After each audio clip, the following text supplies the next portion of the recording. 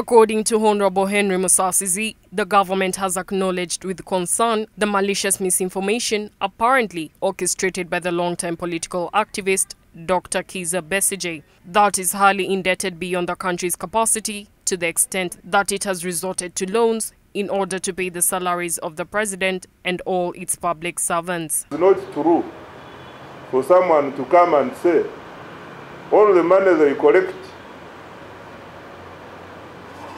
is used to pay debt and they borrow to pay government salaries and other commitments. Here are the numbers from an authority responsible. Let him also come with his numbers, but his numbers are not there. Now going forward, he can use this information to inform the public about exactly what happened, because this is a true source. In response, the minister maintains that the country is being run on a health and growing economy supported by a sound and internationally reputable budget, which allocated 7.934 trillion for wages, pension and gratuity obligations, moreover from domestic revenue. I got information from some media platforms communicating alarming information that the government is so indebted that it is borrowing money to pay salaries, including the salary of the president, salaries of our civil servants, and also facilitating the movement and other related expenditures using borrowed money. Uganda's budget is prepared based on the sound and internationally recognized principles. In the same vein, he highlighted how the government intends to finance what some of its critics refer to as the most inflated national budget. Wages and salaries across government for all our civil and public servants is 7.934 trillion, which is paid by our money collected by URA.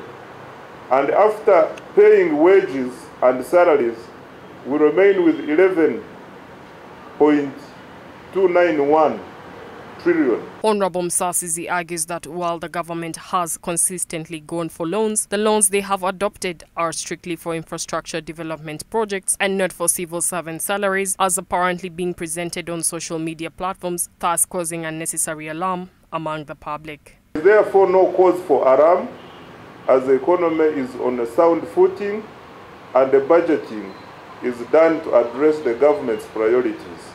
We are placing emphasis on fiscal consolidation with enhanced focus on increased domestic revenue mobilization, controlled borrowing, and allocative efficiency and effectiveness. This comes at a time when the public debt has reached unprecedented levels, standing at 96.1 trillion Uganda shillings, or 52% of GDP as of June 2023, with 44.6 trillion from domestic sources and 52.8 trillion from foreign sources. This translates to each of the 45 million Ugandans being indebted to the tune of 2.5 million Uganda shillings. The Auditor General's report reveals that rising public debt, coupled with growing debt servicing costs, stagnating domestic tax revenues, and declining export revenues, puts Uganda at risk of debt distress and crisis. The minister further provided an update on the growth of the economy, with the hope of growing between 6% to 6.6% in this financial year. With the government's continued investment in the ATMs are agro-processing, tourism, mineral development, and science and technology.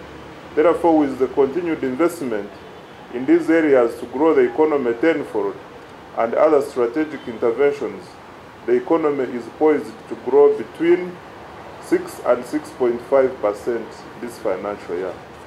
Inflation is at 3% for the year ended September-June 2024, remains within our target of 5%. Story compiled by John Baptiste Humuza, Church of Uganda Family TV, News at